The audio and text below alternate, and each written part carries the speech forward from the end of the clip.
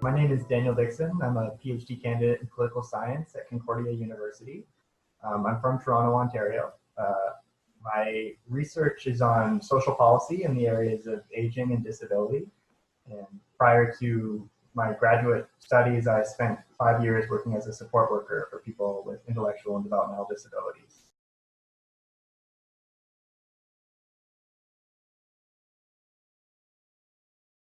The myth that I look at in my chapter is the idea that people with intellectual and developmental disabilities are incapable of appropriate social functioning, and so that they age as eternal children. This idea that they're frozen in a state of childhood and that they can't escape this state of childhood at any point in their life.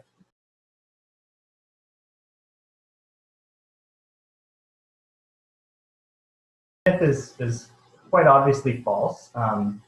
It's informed by stereotypical attitudes about disability as this sort of tragedy that happens to people. And so those ideas have been reinforced by a history of exclusion in Quebec and in Canada more broadly.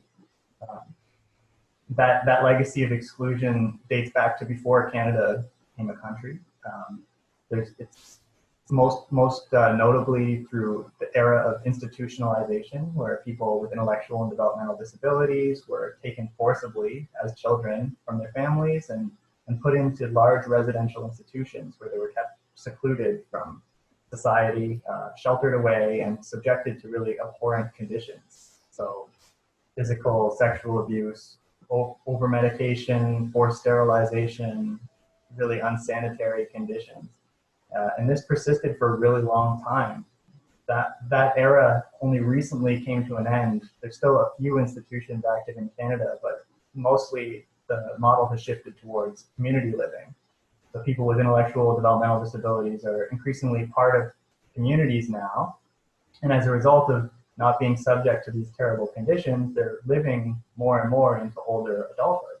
And so on the one hand, you have this increased visibility, and then on the other, you have a population whose life expectancy is increasing. But despite these changes, this myth is persisting. And so there's still this idea that people with intellectual and developmental disabilities are children, no matter what age they are.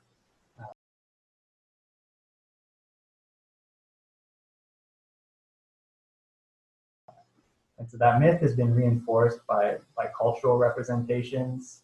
You see it in fiction. In the chapter, I talk about Forrest Gump and Rain Man, these really popular films that were critically acclaimed, but presented these really reductive representations of intellectual disability.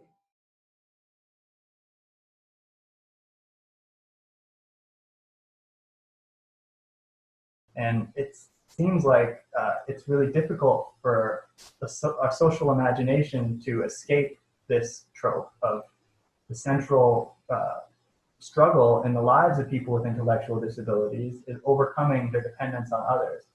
And part of the reason for that is we really valorize independence as a culture. If you look at the way disability services are provided, the paradigm for service provision is rehabilitation, right? So the idea is that people with disabilities, by receiving services, can be rehabilitated of their disability. Well, for people with intellectual and developmental disabilities who are born into that state of being, there's no such thing as rehabilitation. There's no such thing as fully overcoming your disability. And the idea of total independence isn't really an outcome that group necessarily aspire towards. And so part of the problem is, and part of the reason that this myth is so pervasive, is that it subjects a group who are neurodiverse, who have different expectations in life to the same normative expectations that we would impose on people who are not neurodiverse, who are neurotypical. And that is problematic for a number of reasons.